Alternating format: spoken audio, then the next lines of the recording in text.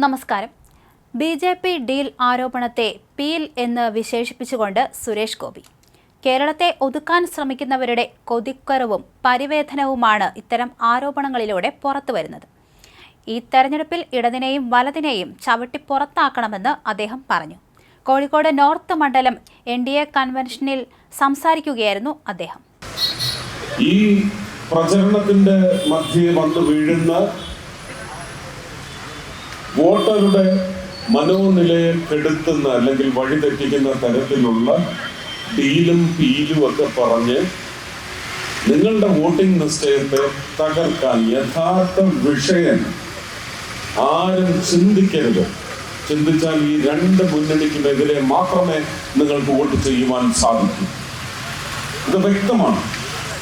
അല്ലെങ്കിൽ ആ രണ്ട് മുന്നണികളെയും അനുകൂലിക്കുന്ന വ്യക്തികൾ പറയട്ടെ, അവരുടെ രാഷ്ട്രീയ ലാഞ്ചന മാറ്റിവെച്ച് ആ വ്യക്തികൾ പറയട്ടെ. ഇതിപ്പോ ഈ ഡീലിനെ കുറിച്ച് സംസാരിക്കുന്നവർക്കൊക്കെ എനിക്ക് തോന്നിയിട്ടുള്ളത് ഭാരതീയ ജനതാ പാർട്ടിയുടെയും NDA സഖ്യത്തിന്റെ എല്ലാ അരിത്മെറ്റിക്സും കൺട്രോൾ ചെയ്യുന്ന ശ്രീ അമിത്ഷായും ശ്രീ നരേന്ദ്രമോദിയും പറയുന്ന കാര്യങ്ങൾ മാത്രമാണ് എനിക്കറിയാവുന്നത്. ഞാൻ ഇന്നലെ അനുവാദം വാങ്ങി അവിടെ നിന്ന് കേരളത്തിലേക്ക് പുറപ്പെടുന്നതിന് മുമ്പ് ബഹുമാനീയനായ പ്രധാനമന്ത്രിയെ കണ്ടപ്പോഴും ഈ ഡീലിനെ സംബന്ധിച്ച് സംസാരിച്ചപ്പോഴും ഒക്കെ അദ്ദേഹം അത് പുച്ഛത്തോടെ തള്ളുകയാണ് ഉണ്ടായത്. പ്രിയ കേരള ജനതയോട് പറയുക, ഞങ്ങളിവിടെ ഒരു ഡീലിനും ഒന്നിനുമല്ല വന്നിരിക്കുന്നത്, ഞങ്ങളിവിടെ ജയിക്കാനായിട്ടാണ് വന്നിരിക്കുന്നത്. മറ്റ് ഞാൻ നേരത്തെ ഈ പറഞ്ഞ ഡീൽ ആൻഡ് പീൽ, അതിപ്പോ കേന്ദ്രത്തിൽ ഇരിക്കുന്ന കോൺഗ്രസിന്റെ നേതാക്കൾക്ക് മനസ്സിലാവും. ഞാൻ പറഞ്ഞ രണ്ട് വാക്കിന്റെ അർത്ഥം അവർക്ക് മനസ്സിലാവും. അത് മനസ്സിലാക്കുന്നവരെല്ലാം മനസ്സിലാക്കട്ടെ, മനസ്സിലാക്കി കൊടുക്കുന്നവർ മനസ്സിലാക്കി കൊടുക്കട്ടെ. മഹത്തരമായ വാക്കുകളാണ് പറഞ്ഞത്.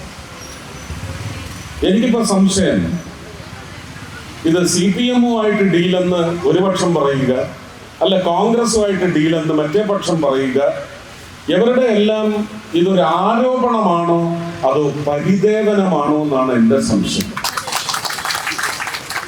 അവർ ഞങ്ങളുടെ കൂടെ ഇല്ല, ഡീലുണ്ടാക്കിയിരിക്കുന്നത് മറ്റവരുടെ കൂടെയാണെന്ന് പറയുന്ന കൊതിക്കറിവാണോ പറയുന്നത്? അങ്ങനെയാണെങ്കിൽ BJP NDA സഖ്യം എത്ര ശക്തമാണ് കേരളത്തിൽ എന്ന് പറയുന്ന അവരുടെ മനസ്സിലാക്കലല്ലേ വ്യക്തമാക്കിയിരിക്കുന്നത്. അതുകൊണ്ട് ദയവ് ചെയ്ത് ജനങ്ങളുടെ മാറിയ ഒരു മനോനില, ഒരു മൈൻഡ് സെറ്റ്, യഥാർത്ഥ ട്രാൻസ്ലേഷൻ ആണെന്ന് എനിക്കറിയത്തില്ല, ഞാൻ ഉദ്ദേശിച്ചത് മൈൻഡ് സെറ്റാണ്. ഒരു വോട്ടിംഗ് മൈൻഡ് സെറ്റ് മാറിയിട്ടുണ്ട്. അവരതിന് തയ്യാറെടുത്തുകൊണ്ടിരിക്കുമ്പോൾ ആ വഴിയെ ചിന്തിക്കാതിരിക്കാനുള്ള ചില ചെപ്പടി വിദ്യകളുമായിട്ടാണ് ഈ വാക്കുകളുമായിട്ട് ഇറങ്ങിയിരിക്കുന്നത്.